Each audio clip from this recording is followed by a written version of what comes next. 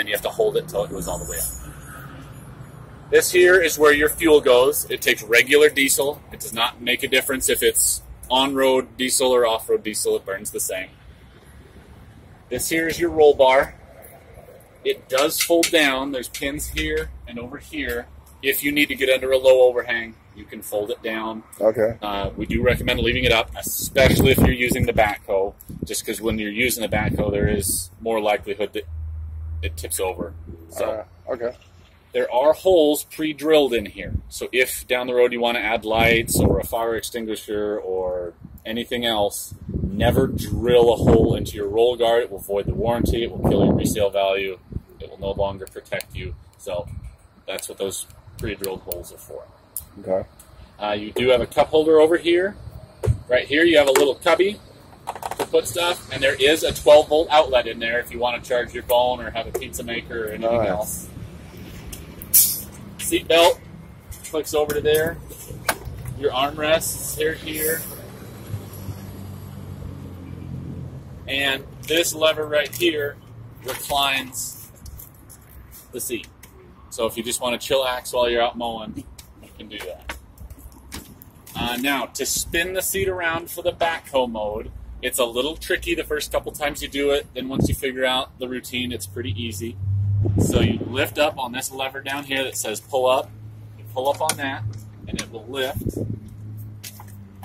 You spin it around, and then it locks towards the back. Cool. It will still... Oh, it doesn't flip in that way. So, and then to spin it back,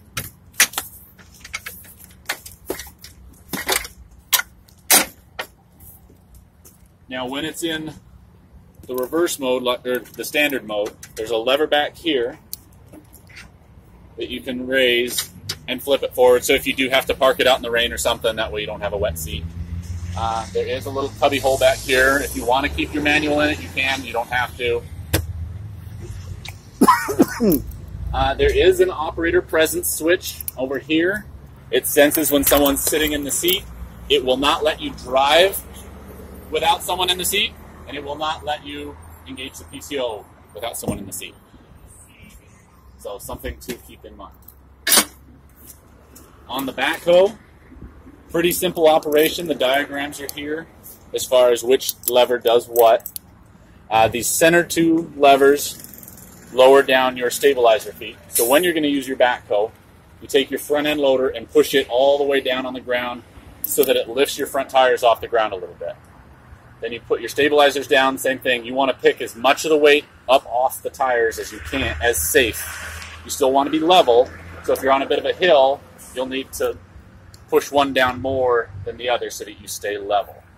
But the less weight you have on your tires, the less bouncing it's going to be, and the more mechanical force you'll be able to get. Right here and right here are storage holders for the safety locks.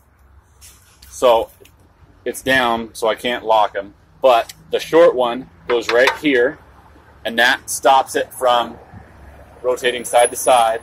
And then this one goes here, which locks it into here. And so that's for when you're just driving around, not using the backhoe. You lock it so that way if somebody bumps it, if you lose power, if you lose a hose, if anything happens, it physically cannot fall down, and it physically can't swing side to side.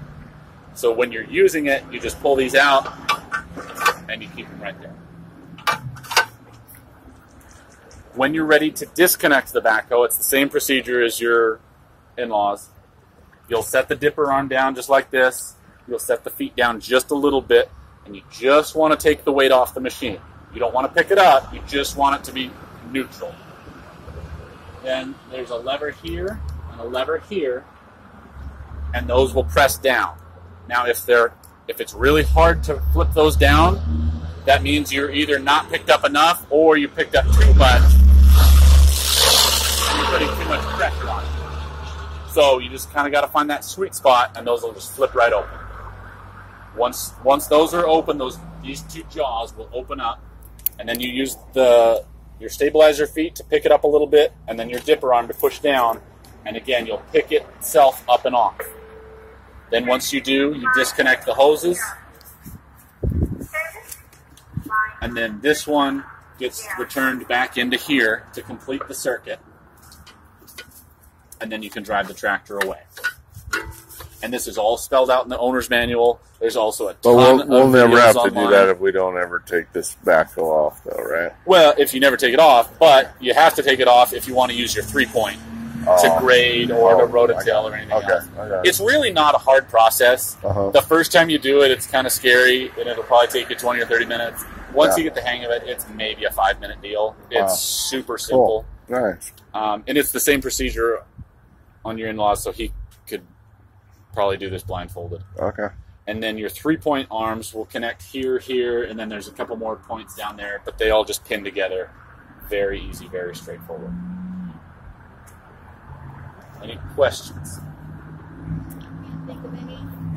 So on this tractor, they like to get maximum use out of the loader or the backhoe. You need to be in the 2,000 to 3,000 RPM range. Now, if you're just putting around, not doing anything, you can be lower if you want. But these engines, it's such a tiny little engine, you really kind of got to wind them up to get any power out of them. So don't be afraid. The engine won't let you hurt it. So go ahead and wind it up. It can take the abuse. Okay. Excellent. Thanks.